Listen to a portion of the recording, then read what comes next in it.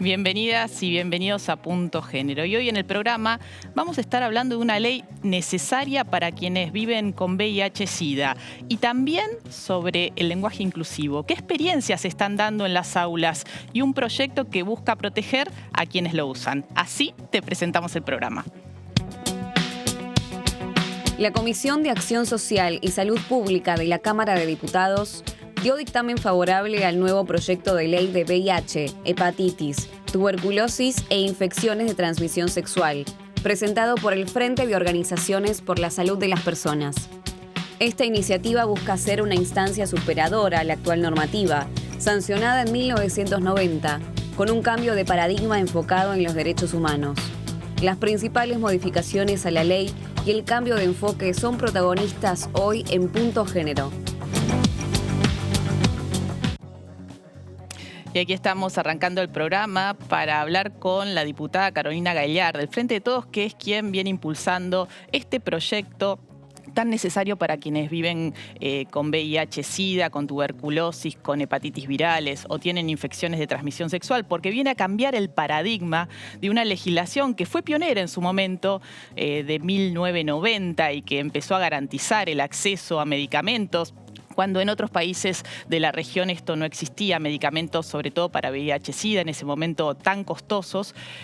Sin embargo, la ley quedó desactualizada y desde las organizaciones que acompañan a pacientes que viven con estas enfermedades vienen reclamando una reforma. Corre riesgo de perder estado parlamentario si no se trata antes de fin de año. ¿Qué tal, diputada? ¿Cómo está? Buenas noches.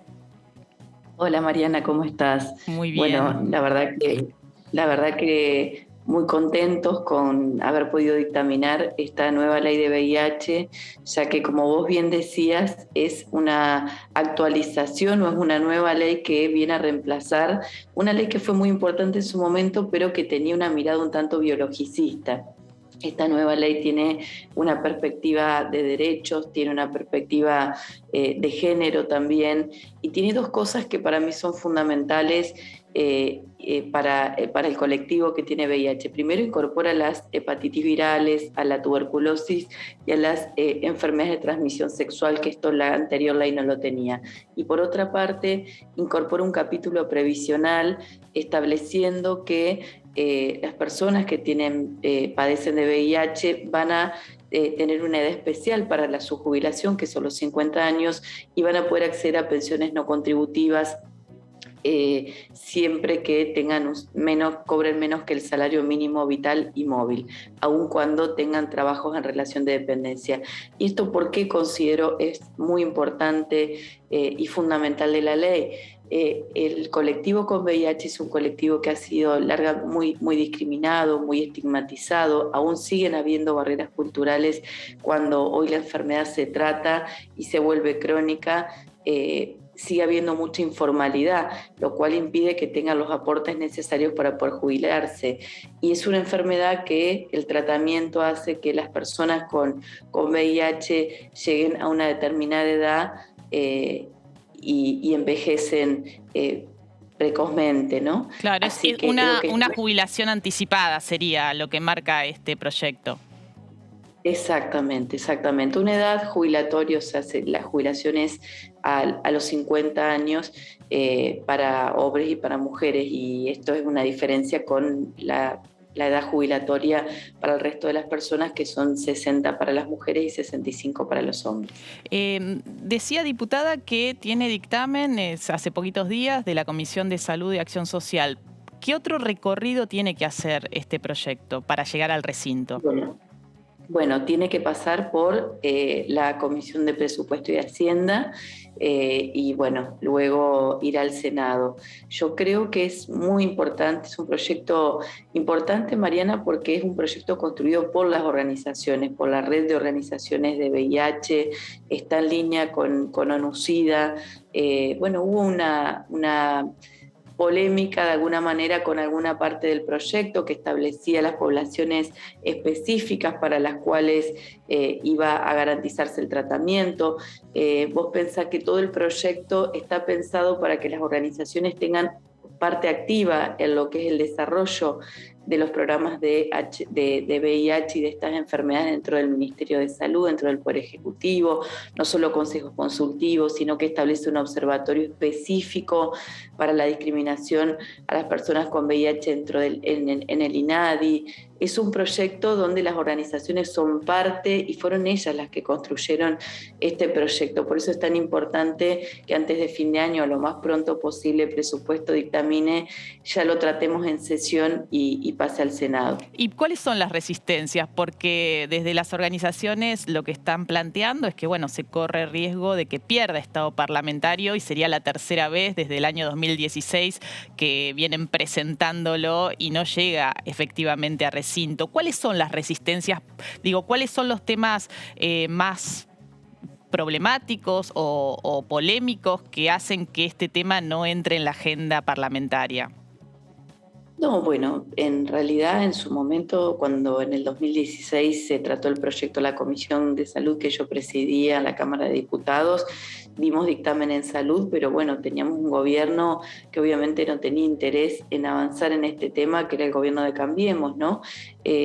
No había voluntad política. Hoy hay voluntad política y la ministra de Salud de la Nación, esto está consensuado con el Ministerio de Salud de la Nación en que es necesaria una nueva ley. Ella participó, Carla Bisotti, de la presentación del proyecto, así que no debería haber ningún inconveniente ni resistencia para que avance. Yo quiero recordar que en el 2016, cuando asumió el gobierno de Macri, la dirección de VIH del Ministerio de Salud sufrió muchos cambios porque se cayeron todas las licitaciones internacionales para comprar la medicación, bueno, faltaban reactivos. Entonces, esta ley también viene a garantizar que eso no suceda, que el tema de VIH sea realmente una política de Estado y que para eso nosotros lo garanticemos en esta ley el tratamiento completo, ¿no? Ya desde la panza hasta la adultez y, por supuesto, el acompañamiento de gabinetes a todo lo que es la detección, porque también esa parte es muy importante, ¿no? Sí, Cuando alguien... leí algunas cifras del último reporte epidemiológico de la Dirección de SIDA, VIH, tuberculosis y infecciones de transmisión sexual, que señala que, bueno, en Argentina hay alrededor de 136.000 personas a las cuales se le ha detectado el VIH-Sida y que todavía hay alrededor de un 20%, un 17% que no lo saben. ¿Esto es así efectivamente? Efectivamente es así y cuanto antes empieza el tratamiento, mejores resultados tiene. Por eso es tan importante, la ONU habla y esta ley está en línea de 90-90-90, es decir, necesitamos llegar a que el 90% de la población tenga detección temprana, sepa que tiene la enfermedad, 90% de atención y 90% en la negativización. Hoy se negativiza si se trata, pero si se trata a tiempo, cuando se detecta tarde la enfermedad, no es poco lo que se puede hacer, pero bueno, es más complejo todo. Así que tiene que ser una política de Estado. ¿Qué otras cosas más te puedo contar de la ley? Nada, yo estoy muy contenta porque creo que es un paso adelante para esta población que durante muchos años fue muy discriminada, fundamental de protección, de acompañamiento por parte del Estado. El tema de los test, se establece que haya una persona no solamente profesional en la consejería pre y post detección, sino que además las redes de enfermos que tienen VIH también estén acompañando para poder hablar, o sea, la contención integral, ¿no? El tema social que es tan importante. Y bueno, yo quiero ponerme a full a trabajar todo lo que es salud mental. Creo que esta pandemia nos ha traído una consecuencia, además de lo económico, que tiene que ver con una sociedad muy golpeada emocionalmente y que hay algo que se estigmatiza o que no se dice o que no se habla, que es la salud mental, y que tenemos que abordar y que tenemos que tener los presupuestos necesarios para que haya gabinetes con psicólogos, con psiquiatras, con especialistas, con trabajadores sociales en centros de salud, en hospitales, para poder abrazar a muchas personas que la están pasando muy mal, que tienen que encontrar un oído y un consejo y un acompañamiento en el sistema público de salud, porque no tienen otra posibilidad que no es el sistema público, ¿no?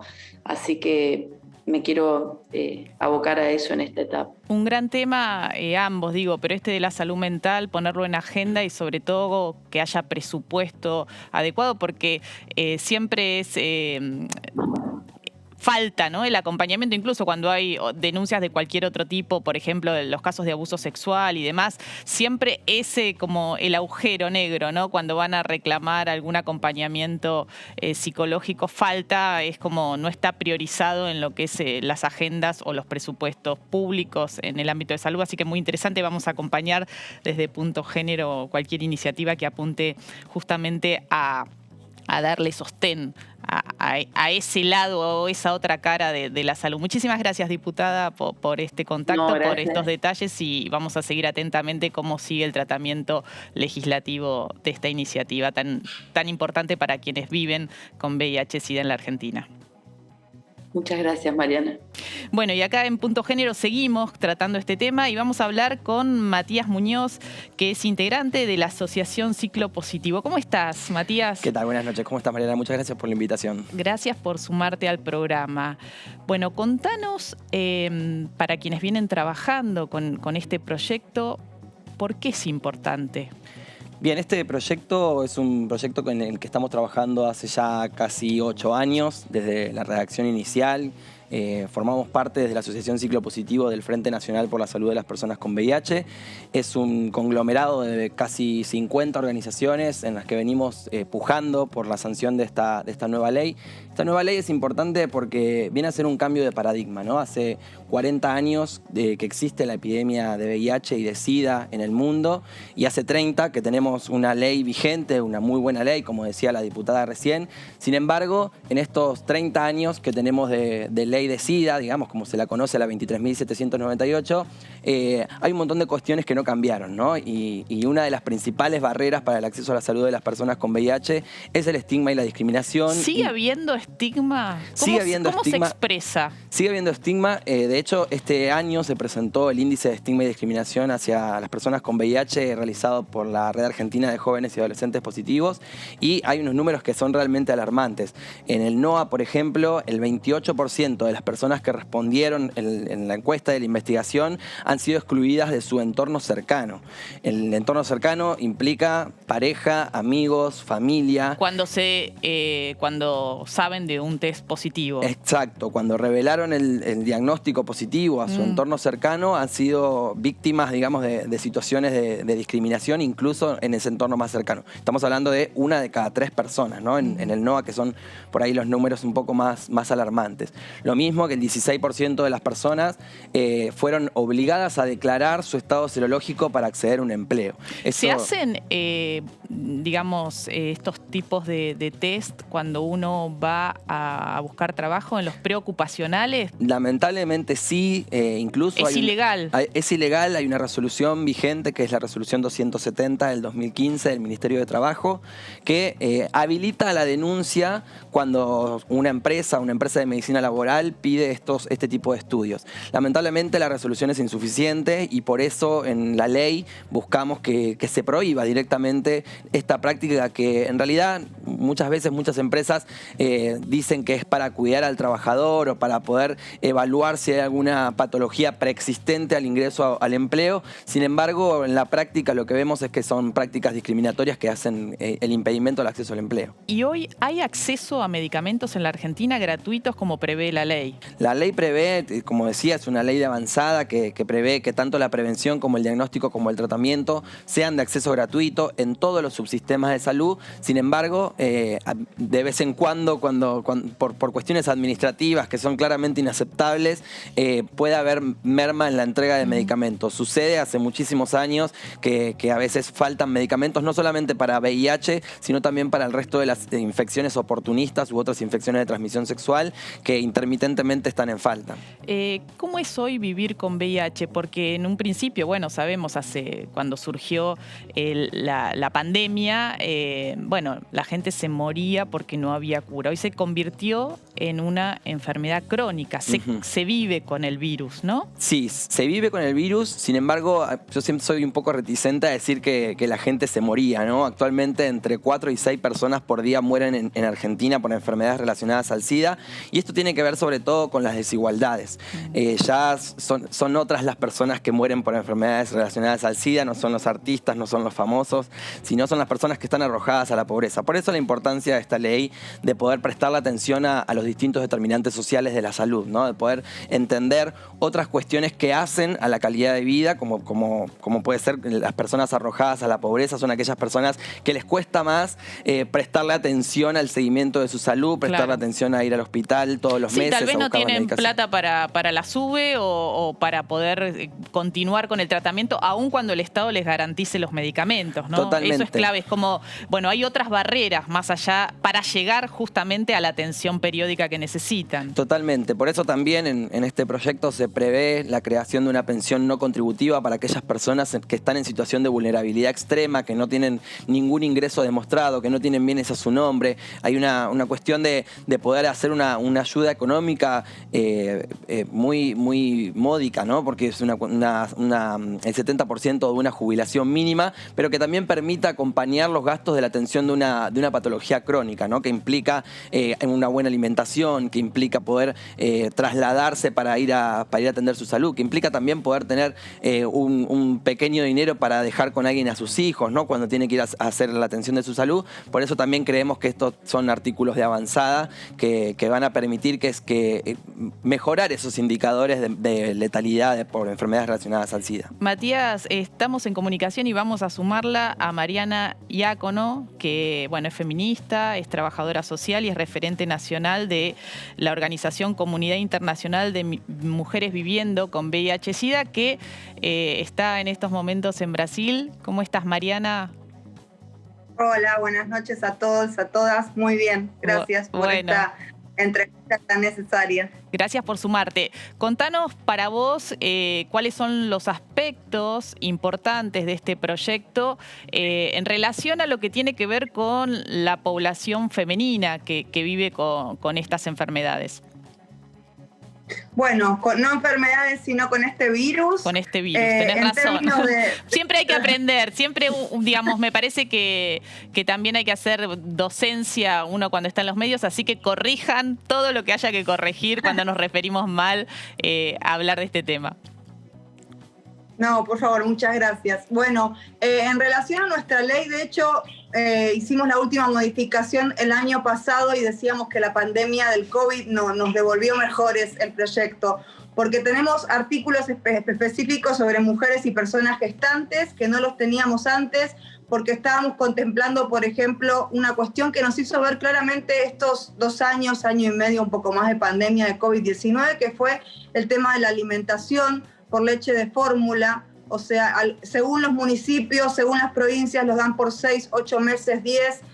Las personas gestantes y mujeres con VIH no podemos amamantar por recomendación del Ministerio de Salud y muchas no pueden comprar esa leche de fórmula que tiene un precio muy alto, entonces lo contemplamos en la ley. También hacemos mención a la cuestión del parto respetado, que si bien también es para mujeres y personas gestantes que no tienen VIH, en nuestro caso el tema del estigma y la discriminación es muy fuerte y muchas veces es como esa recomendación o inducción a que tengamos parto por cesárea solo por tener VIH, sin importar que tengamos una carga viral indetectable, lo cual significa que no hay posibilidades de transmisión.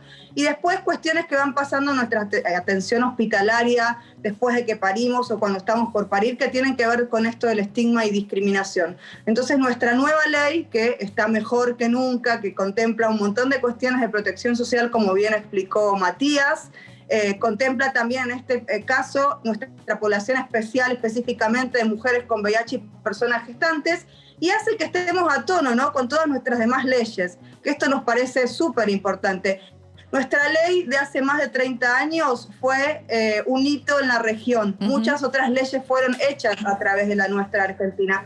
Nosotros queremos lo mismo esta vez, no solo pensando en nuestro marco de Argentina, sino que esta ley sea tomada por los demás países para que puedan hacer actualizaciones y los países que aún no tienen ley de VIH puedan tomar esta, teniendo un enfoque de derechos humanos para todas las poblaciones y sobre todo las poblaciones más afectadas por el virus. Cuando se habla que se sale del paradigma biologicista y se pasa a un enfoque de derechos o un enfoque integral, tiene que ver con esto, ¿no?, con dar respuestas más allá de entregar medicamentos gratuitamente, sino pensar, bueno, cuáles las situaciones concretas con las cuales se enfrentan quienes están viviendo con este virus, con estas situaciones, y en ese sentido, bueno, por un lado, el acceso a una jubilación anticipada, podríamos decir, para las personas por el hecho de que el atravesar la vida con este virus las desgasta de otra forma, ¿no? Esto sería un poco el enfoque que está previsto. Y además, ¿cómo se viene a cuidar que no se exija este preocupacional, este test en los preocupacionales, que está previsto en una resolución que no es legal, pero que se sigue metiendo? Bueno, justamente no se puede hacer por ley. Acá en esto Matías lo va a explicar mucho mejor porque Matías lo trabaja súper a fondo la cuestión del preocupacional.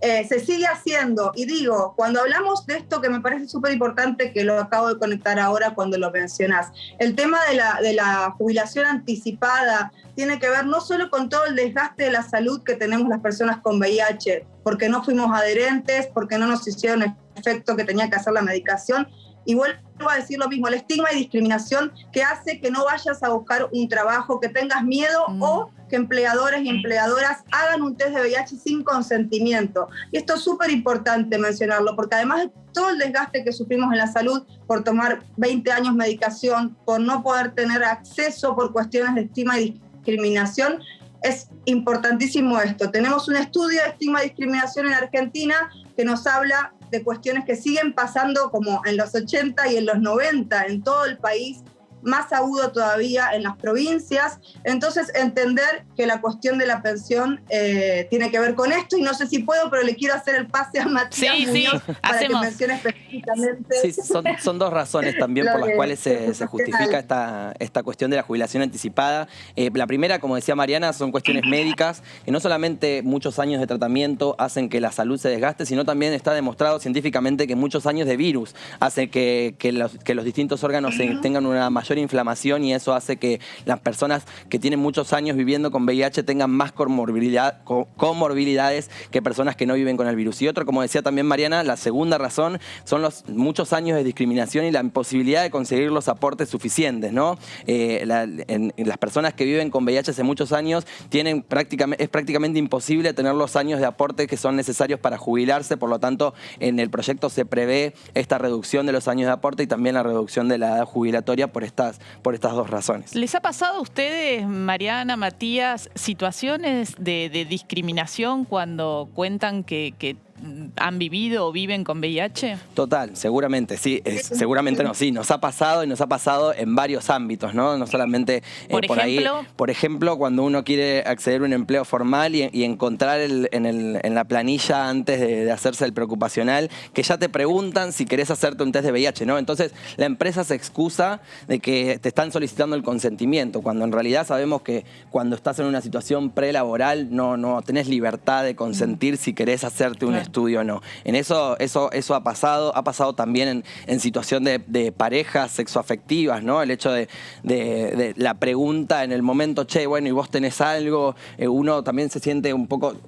Te sentís violentado porque no sabés cómo va a reaccionar la otra persona, ¿no? Si tiene información, si no tiene información. Uno se siente como en la obligación de educar, incluso en los momentos más íntimos. ¿Y qué piensan que falta para que la sociedad tome más conciencia en relación a las formas de no discriminar, ¿no? ¿Qué falta para que se hable de otra forma? Bien, yo creo que lo que falta es información.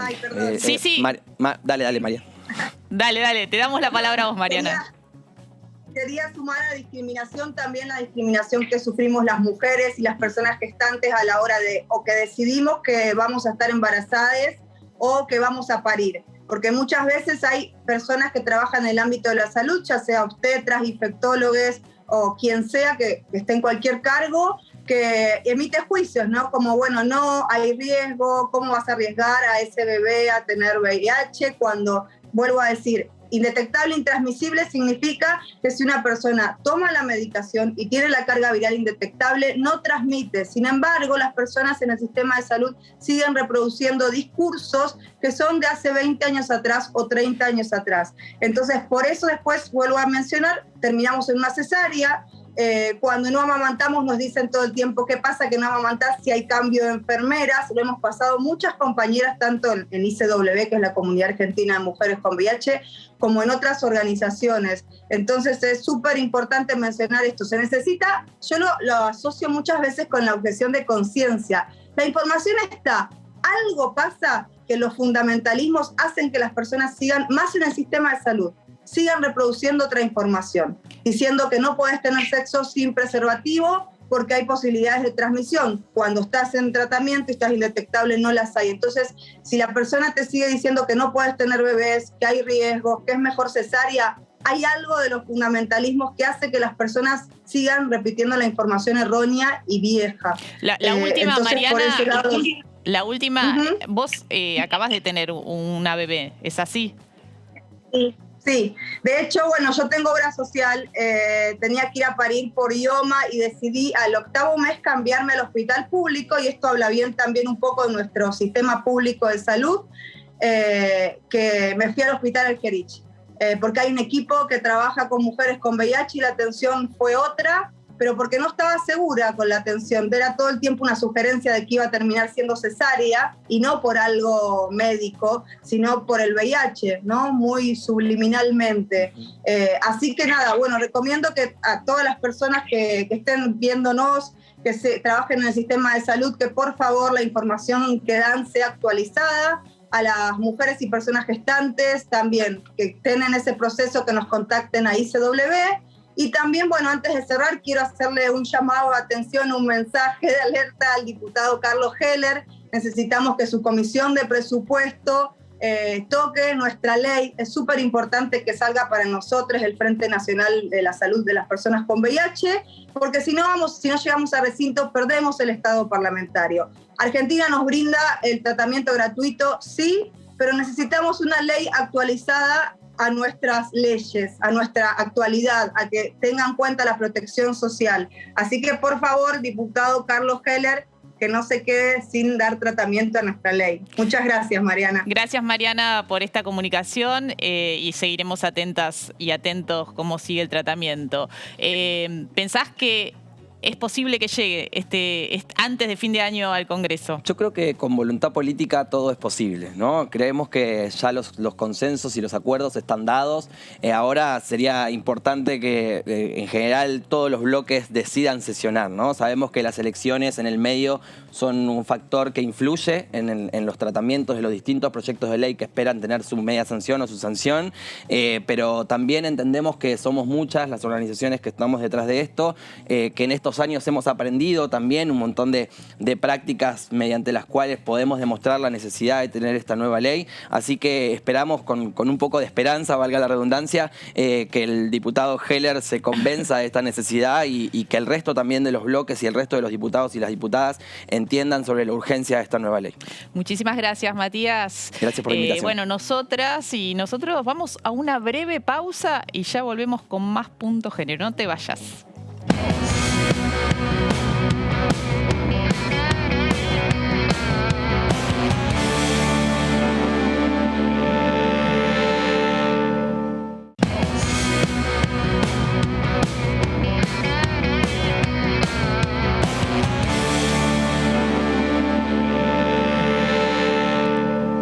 Bloque de Punto Género para hablar de lenguaje inclusivo. ¿Por qué tantas resistencias escuchamos a veces? ¿Qué experiencias se están dando en las aulas y un proyecto que busca proteger a quienes lo usan? Presentamos el tema y ya estamos con nuestra invitada.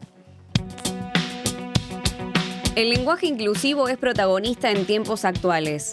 Ayuda a visibilizar la diversidad y nombrar lo que existe. En los últimos días, la Real Academia Española volvió a rechazar el uso del mismo, generando un nuevo debate. Respecto a esta temática, la diputada nacional Mónica Macha presentó un proyecto que busca garantizar el ejercicio del derecho a la libertad de expresión en el empleo de la pluralidad de usos lingüísticos que abarca el lenguaje inclusivo de género, en todos los ámbitos en los que las personas desarrollan su vida social. Esta es solo una de las iniciativas vinculadas a este tema que hoy vamos a analizar en Punto Género. Y estamos con Valeria Sardi. Ella es docente e investigadora de la Universidad Nacional de La Plata y se metió con el tema. Y acaban de publicar hace poco tiempo, junto con Carolina Tosi, el libro Lenguaje Inclusivo y ESI en las aulas, propuestas teórico-prácticas para un debate en curso. ¿Qué tal, Valeria? ¿Cómo estás? Bien, muy bien. Arlene. Bueno, gracias por acompañarnos. No, por favor. ¿Por qué genera tanta resistencia? Bueno, creo que ahí hay dos cuestiones, dos hipótesis por lo menos que tenemos y que desarrollamos también en el libro. Una que está vinculado con una formación, digamos, en la lengua, en la enseñanza también, en las escuelas, desde el nacimiento, podríamos decir, del sistema de aulas, que es con esta cuestión de que no es gramatical, ¿sí? O que no está autorizado el uso del lenguaje inclusivo por la Real Academia Española y, digamos, esa noción de que la lengua es pura, ¿sí? Que no hay cambios. Y entonces esa perspectiva o esa hipótesis, podríamos decir, está vinculada, por un lado, con cierta beligerancia, digamos, contra el lenguaje inclusivo. Por otro lado, y creo que es la más fuerte, y es la hipótesis, digamos, que con la que más coincido yo, es que el lenguaje inclusivo visibiliza a las identidades no binarias y para muchas personas pensar que la identidad se construye, ¿sí? Y que podemos cambiar a lo largo de la vida nuestra autopercepción identitaria, es algo tabú, ¿sí? Es algo que para muchas personas es incomprensible y creo que fundamentalmente está vinculado a ese rechazo tan fuerte, ¿no? Incluso con tanta violencia muchas veces respecto de quienes usamos el lenguaje inclusivo, está vinculado con esta dimensión identitaria, ¿sí? De género, ¿no? ¿Se usa más en el ámbito, podríamos decir, metropolitano, de la ciudad de Buenos Aires, del conurbano, que en el resto del país? ¿Ustedes han podido hacer esta medición? Bueno, en el caso del trabajo que hicimos con Carolina, no hicimos un trabajo a nivel nacional, sino que, bueno, entrevistamos a muchas personas de zona de la capital federal, del conurbano, también de otras provincias, pero disentimos con esta idea de que solamente es un fenómeno de los grandes centros urbanos, porque en el trabajo que hicimos de investigación y en el trabajo, que en mi caso, por ejemplo, que con mi equipo de la Universidad Nacional de La Plata, que venimos haciendo desde hace muchos años, vemos que esto no es así, que también sucede y se utiliza también en otros espacios geográficos, ¿sí? Y también es algo interesante para ver cómo ha cambiado en los últimos años. Tal vez hace unos años éramos muy pocas personas quienes usábamos el lenguaje inclusivo, más... ¿Es la E solamente? Como uso, bueno, en la oralidad sí, digamos, fuertemente el uso de la E. En la escritura ahí hay diversos modos. El uso de la X, y esto es muy habitual en el ámbito académico, ¿sí? En la utilización de la X, y también... En algunos casos también la utilización de la E, ¿sí? Tal vez antes, hace muchos años, estaba esta idea de el uso de la arroba, por ejemplo, ¿no? Ya eso ya prácticamente se ha perdido, es muy poco ese uso.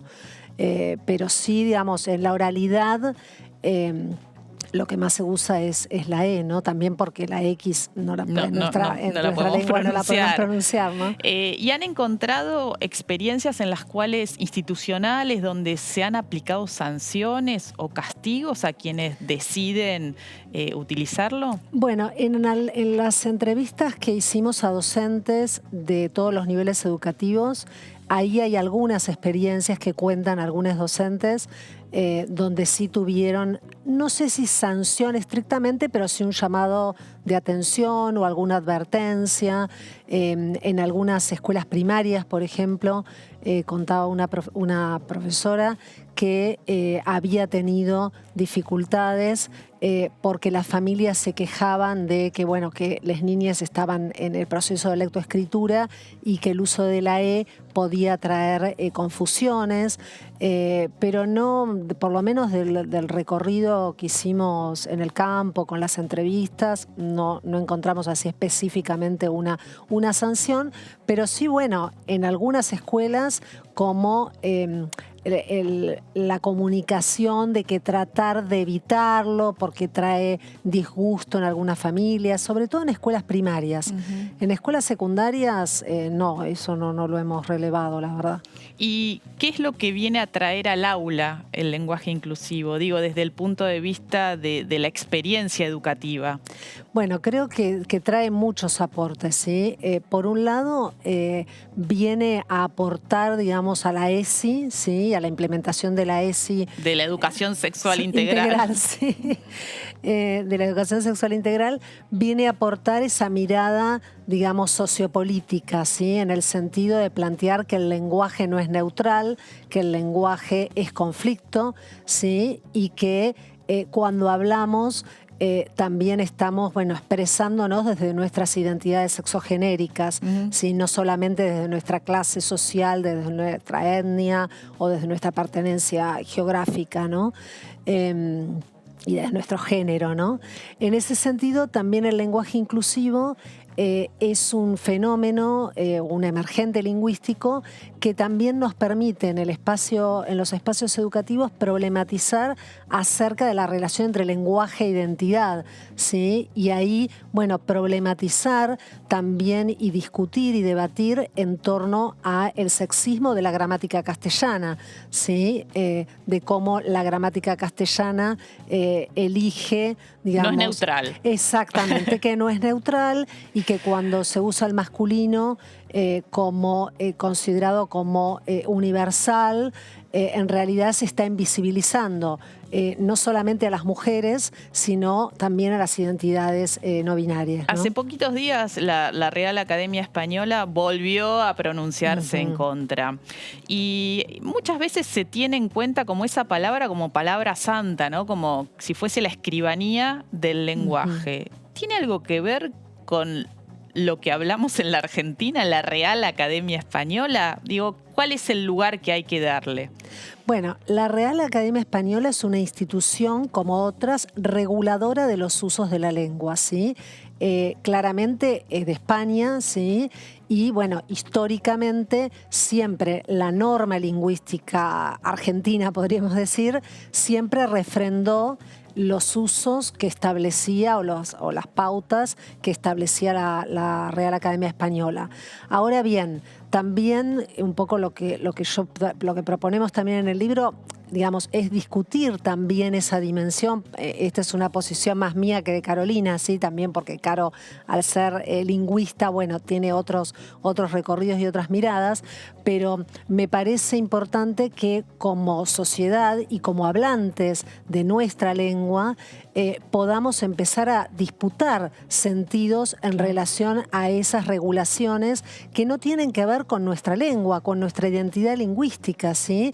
En ese sentido, a mí me gusta decir que el lenguaje inclusivo es un emergente decolonial, es decir, que viene a disputar también la matriz colonial en relación al lenguaje, ¿sí? Entonces, creo que esto también es una dimensión a tener en cuenta.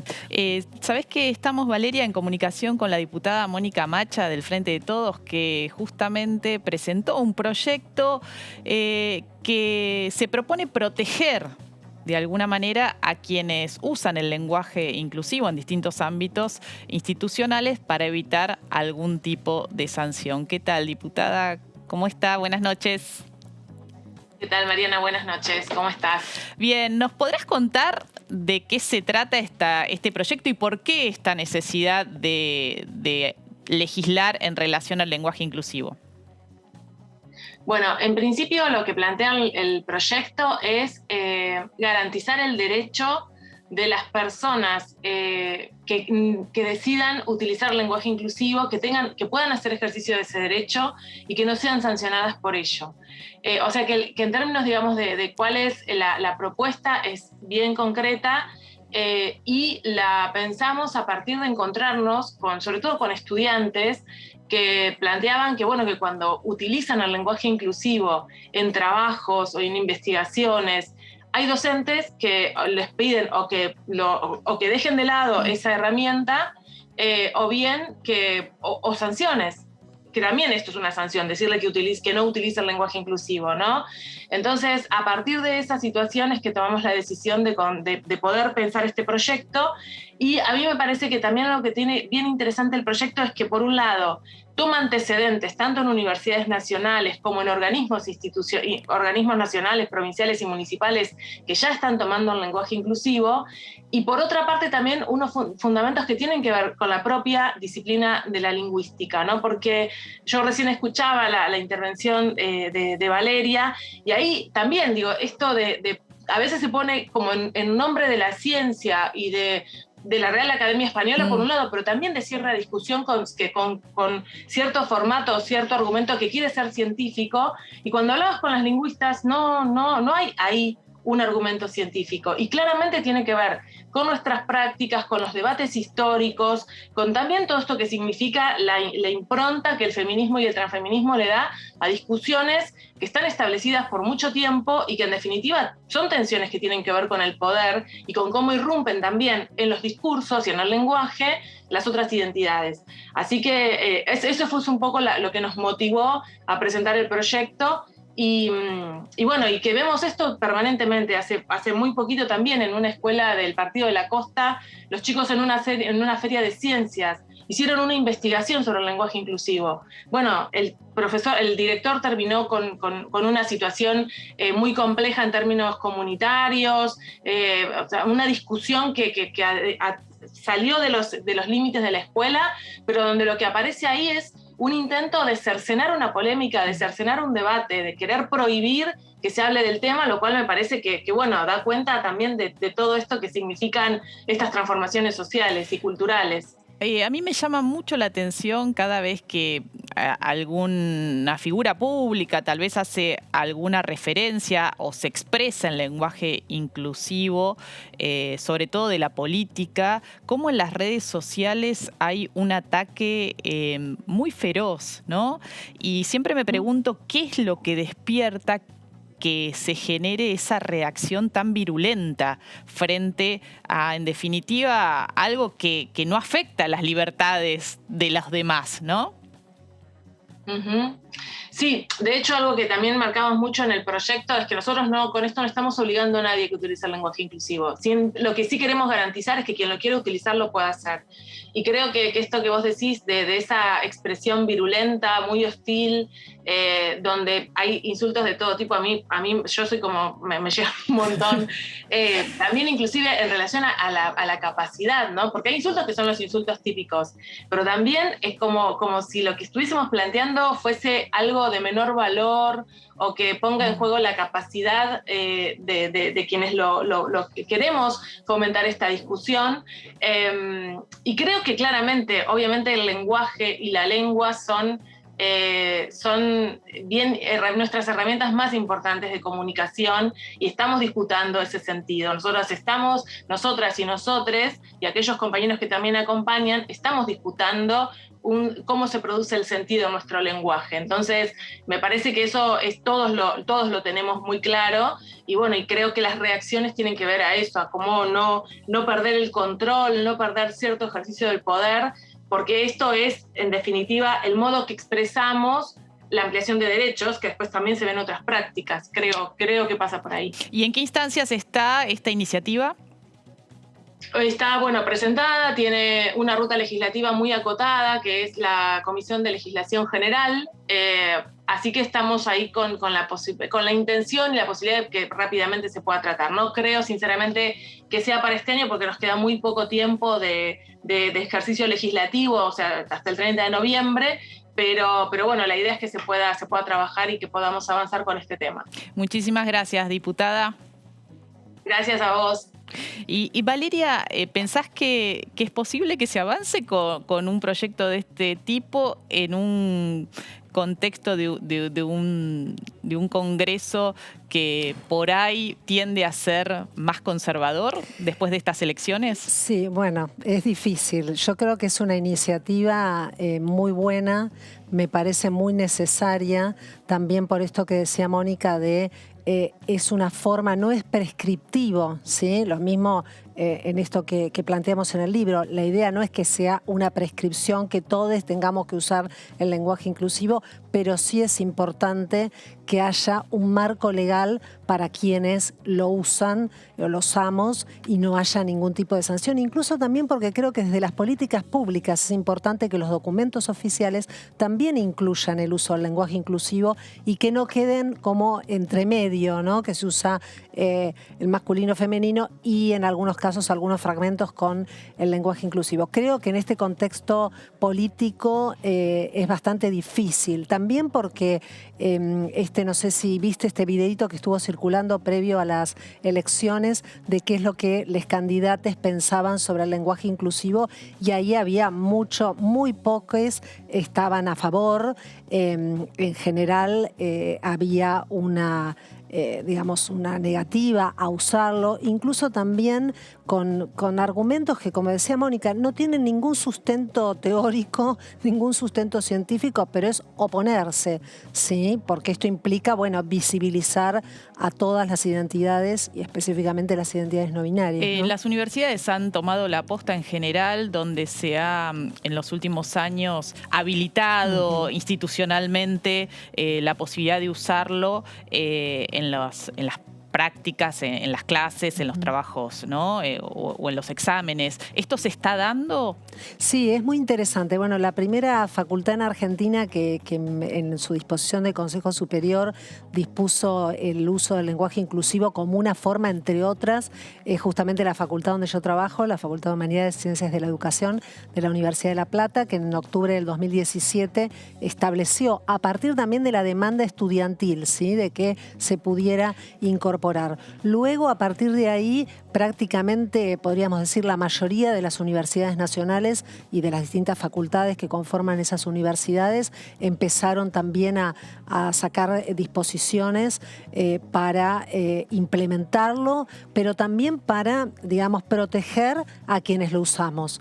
Es muy interesante lo que se da porque yo lo veo en la universidad en la que trabajo, cómo cada vez más se utiliza. Recuerdo, por ejemplo, una escena un día en una oficina, en la oficina de investigación, que estaba ahí una persona redactando un documento que iba destinado a todos los investigadores y me preguntó ¿cómo podemos poner, si tenemos que poner doctores, doctoras, doctores? Sería, digamos, este tipo de preguntas hace unos años era impensable. Incluso ya las comunicaciones oficiales dentro de la facultad en su mayoría están redactadas en lenguaje inclusivo. Y lo que también es muy interesante es qué es lo que pasa con los estudiantes, que de manera, digamos, cada vez más masiva, los estudiantes utilizan no solamente en la oralidad, sino también los intercambios escritos en parciales. Esto no quiere decir, digamos, que haya docentes que se opongan. Tal vez, bueno, en mi caso, como yo lo uso y el equipo de... Te conocen. Sí. ya saben, exactamente. El oficio de alumne está operando ahí, digamos, pero también porque el equipo de cátedra también, digamos, todos usamos el lenguaje inclusivo, pero en otras cátedras también se utiliza. Incluso hay docentes que dicen, bueno, por una cuestión generacional tal vez no estoy tan acostumbrada a usarlo, recuerdo una profesora, pero trato por lo menos en las comunicaciones, claro, o en los saludos, ir incorporándolo. También hay docentes que se oponen, ¿sí? Hubo alguna situación particular en la universidad y en otras universidades que a veces hay docentes que dicen yo no voy a usarlo, eso es de generar el lenguaje, de formarlo. Esto también está, ¿no? Pero cada vez más me parece que hay mayor conciencia también de género en todos los sentidos y específicamente en relación al lenguaje inclusivo también. Bueno, Valeria, muchísimas gracias por haberte acercado a Punto Género y traernos tanta información sobre este tema que genera a veces tanta urticaria en algunos. Quienes quieran saber un poquito más de qué va y la investigación que llevaron adelante Valeria Sardi y Carolina Tosi, tienen el libro Lenguaje Inclusivo y ESI en las aulas, propuestas teórico-prácticas para un debate en curso. Ahí está. Y bueno, nosotras y nosotros nos volvemos a encontrar, y nosotres, el próximo lunes a las 23, como siempre, en Punto Género. Chau.